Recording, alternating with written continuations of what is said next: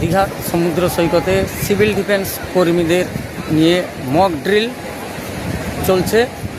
আপনারা দেখছেন দীঘা লাইভের মাধ্যমে সেই চিত্র দেখছেন।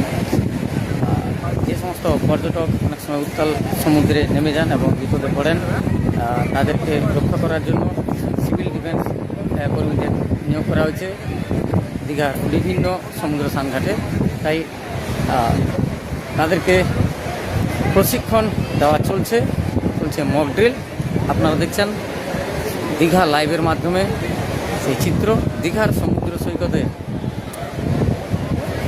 মিলিয়া কর্মীদের মক ড্রিল শুরু হয়েছে। সৈকতে আজকে প্রচুর পর্যটক রয়েছেন, অনেক পর্যটক স্থানে মেতেছেন। পর্যটকরা যখন সমুদ্রে নেমে বিপদে পড়েন, চলে যাওয়ার ঘটনা ঘটে, সেই মুহূর্তে কীভাবে প্রাণ রক্ষা করা যায় পর্যটকদের, সেই প্রশিক্ষণ দেওয়া হচ্ছে। যে সমস্ত সিভিল ডিফেন্স কর্মী রয়েছেন দীঘা পর্যটন কেন্দ্র এলাকায়,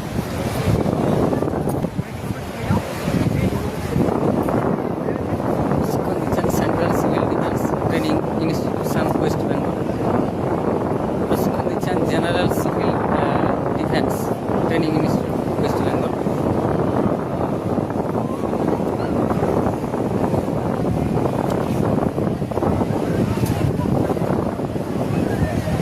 দীঘার উত্তাল সমুদ্রে নেমে যে সমস্ত পর্যটক সমস্যার সম্মুখীন হন, বিপদে পড়েন, তাদেরকে কীভাবে সমুদ্র থেকে তুলে এনে তাদেরকে কীভাবে প্রাণ রক্ষা করা যায়, তাদেরকে কীভাবে বাঁচানো যায়, সেই প্রশিক্ষণ দেওয়া হচ্ছে সিভিল ডিফেন্স কর্মীদের। আপনারা দেখছেন দীঘা লাইভের মাধ্যমে সেই চিত্র দেখছেন।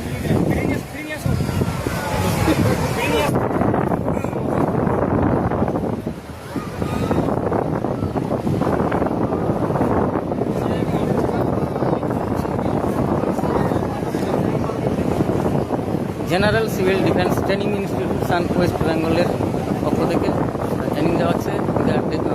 যে উন্নয়ন পর্ষদের কর্তাব্যক্তিরাও রয়েছে, চলছে প্রশিক্ষণ।